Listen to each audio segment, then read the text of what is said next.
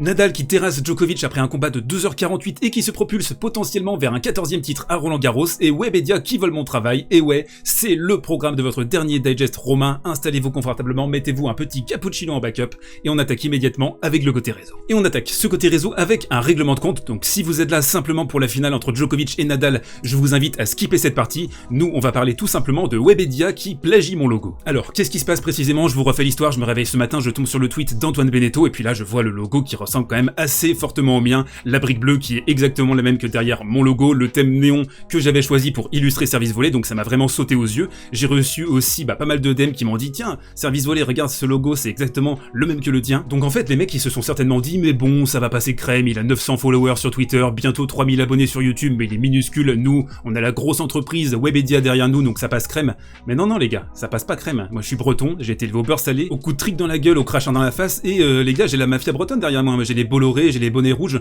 on va vous fumer les gars. Non évidemment plus sérieusement, mais ce qui me fait délirer dans cette histoire c'est que le tennis show c'est First Team, c'est donc le stream et plus largement c'est Webedia qui chapeaute tout ça, donc c'est vraiment la grosse entreprise, la grosse Bertin multimillionnaire. Et ce qui m'amuse le plus dans cette histoire c'est que j'ai été contacté par les équipes cet hiver, ils m'ont demandé tiens Service Volé on adore tonton, est-ce que tu peux chroniquer pour nous? Alors moi j'étais chaud évidemment pour passer de temps en temps, et ça aurait pu donner aussi plus de visibilité à ma chaîne, ça s'est pas fait parce que j'habite pas sur Paris, et donc on s'est serré la main en bon terme, ils ont pris Antoine Beneteau à la place qui lui va plutôt être là pour servir la soupe des intérêts de la grande famille du tennis français, la magnifique famille du tennis français, c'est un autre délire, c'est comme ça, il y aura un ton différent. Et je précise aussi un truc très important, c'est qu'il n'y a pas d'attaque personnelle, il n'y a pas de méchanceté dans le propos que je tiens, c'est vraiment en fait, je me défends parce qu'on vole mon travail, donc tout simplement, moi je me défends, c'est tout simple, j'ai de la fierté. Ce que je voulais dire c'est que je suis content qu'il y ait plus d'offres tennis en France, forcément, parce que ça va rejaillir sur mon activité, mais aussi sur l'activité des autres, donc c'est très bien. Plus il y a de tennis en fait en France, mieux je me porte. Mais dans ce type de méthode, je vois deux choses en fait, je vois beaucoup de cynisme parce que c'est la grosse boîte, ils s'en foutent, on écrase comme ça le petit que je suis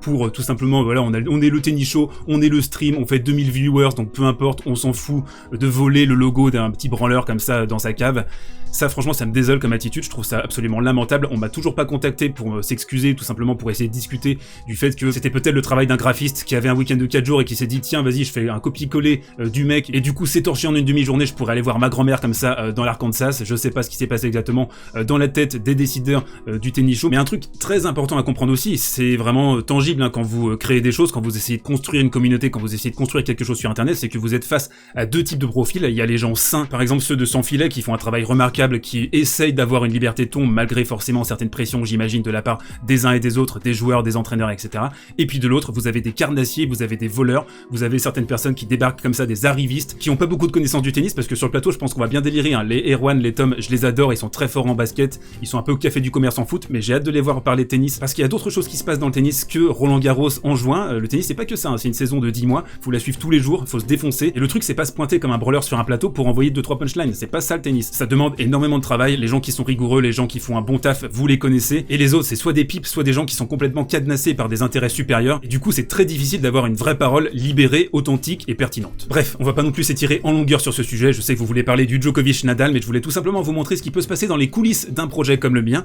et puis le tennis show, je vous souhaite beaucoup de courage pour votre activité, beaucoup de courage pour cette émission, et si jamais vous avez dans l'idée de m'inviter pour une prochaine émission, eh bien sachez que je vous tends mon majeur, et il sera bien huilé, donc vous pourrez vous asseoir dessus, huilé au beurre salé. Et on enchaîne avec le coin tactique, Rafael Nadal contre Novak Djokovic 57ème, un match assez sinusoïdal en termes d'intensité, et on va attaquer avec la première clé, le service de Rafael Nadal comme attendu. Alors, comme on en avait parlé hier dans la preview et comme on pouvait s'y attendre, le service de Rafael Nadal a été absolument fondamental dans ce match-up. Rafael Nadal devait impérativement soigner son pourcentage de première balle, c'est ce qu'il a fait dans le premier set avec 84% de services passés sur première balle. À chaque fois que c'était simplement une deuxième balle, il se faisait manger, notamment dans les rallyes. Dans le deuxième set, 62% de première, un petit peu moins d'intensité sur laquelle Djokovic a pu capitaliser, et dans la troisième manche, 73% de première, donc il a réussi à rehausser le niveau un tout petit peu, mais surtout l'un des points cruciaux, parce que c'est très bien de soigner ton pourcentage de première balle, mais si t'arrives pas à trouver ta première dans les moments importants, c'est un problème. Lui, Nadal, ce qu'il a réussi à faire dans cette rencontre, c'est de trouver la meilleure version de sa première balle dans les moments chauds, par exemple ici Atlanta, donc un point très important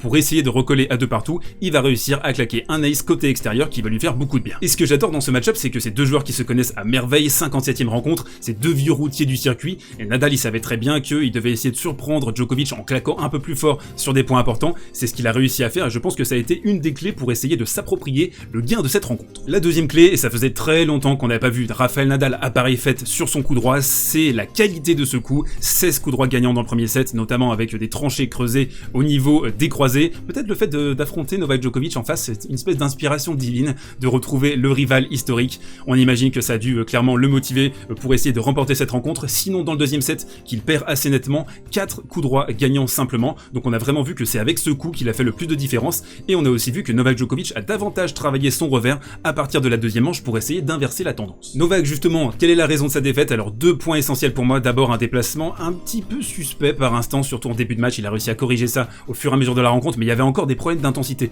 et c'est assez difficile à montrer sur la palette, mais par exemple ici, je trouve qu'il fait un coup droit un peu genre définitif pour essayer de finir le point, parce qu'il a peut-être la flemme de se replacer, je sais pas, du coup le coup droit finit dans la bande. On a senti un Novak aussi gêné avec son toss, c'est-à-dire son lancer pour son service, donc un Novak peut-être un peu emprunté de ses combats de la veille, mais en fait quand on calcule le temps passé sur le court par les deux hommes, c'était Rafael Nadal qui avait passé le plus de temps sur le court pendant toute la semaine. Dans cette rencontre on a eu l'impression que l'un baissait quand l'autre montait, c'était assez sinusoïdal, il n'y a pas eu vraiment de moment où les deux jouaient très bien ensemble. Après forcément c'est l'âge aussi, ils sont à un âge canonique maintenant, ils sont en fin de carrière, forcément leur prime est derrière eux, mais quand même je trouve que voilà, on n'est plus forcément dans la dimension physique dans leur rencontre, et notamment souvenez-vous c'est 5h53 à l'Open d'Australie en 2012, on est davantage maintenant dans de la tactique, un petit peu de bricolage aussi pour contrer ce déclin physique qui arrive malgré tout pour les deux joueurs, on le voit peut-être un peu plus avec Nadal mais aussi pour Novak, l'enchaînement des combats ça devient plus difficile, et forcément sur cette rencontre ça s'est particulièrement vu, et notamment dans un trou d'air dans le troisième set. Dans cette rencontre on a vu des choses très intéressantes quand même au niveau tactique, et notamment Novak Djokovic qui a commencé à servir wide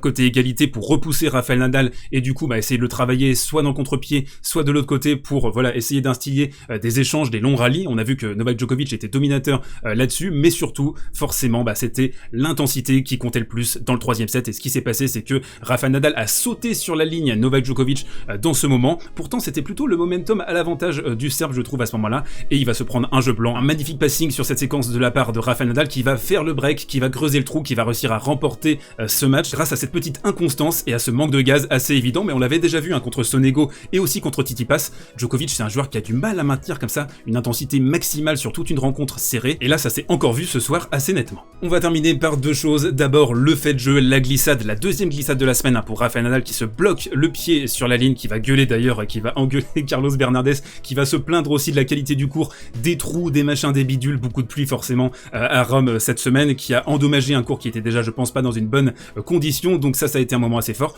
On a senti que Nadal était pas loin de tilt, il a légèrement lâché pendant quelques points et ensuite il a réussi à se remotiver, et forcément la grande question, la projection, c'est Roland Garros qui commence dans 2 semaines. Est-ce que Rafael Nadal s'est remis d'aplomb après un début de saison sur terre battue assez coussi coussa? Eh bien je pense qu'on peut dire oui, la victoire contre Tsitsipas à Barcelone, cette victoire encore une fois contre Djokovic à Rome, ça risque de lui faire énormément de bien en termes de confiance, en termes d'assises sur le reste du circuit. Il faudra encore aller le déloger cette année, le Rafa. Dites-moi ce que vous en pensez dans les commentaires, est-ce que vous pensez que ce match va avoir une influence sur Roland Garros? Donnez-moi aussi votre note de cette rencontre, pour moi c'était un 6 sur 10, je pense que c'était clairement pas dans le top 10 des rencontres entre Novak Djokovic et Rafael Nadal, loin de là, ils ont composé avec leur qualité du moment, leur déficit physique également, mais ça reste quand même 2 immenses champions qui seront très difficiles à déloger à Roland Garros. Et on enchaîne, si vous le voulez bien, avec la reco du jour. Rome c'est terminé, sniff sniff, mais il y a un tournoi assez extraordinaire la semaine prochaine, le tournoi de Lyon, un 250, mais pourtant un tableau extravagant. Alors en tête de série c'est énorme, Thiem, Tsitsipas, Schwartzmann, Goffin, Monfils, Sinner, Auger-Aliassime, Khachanov,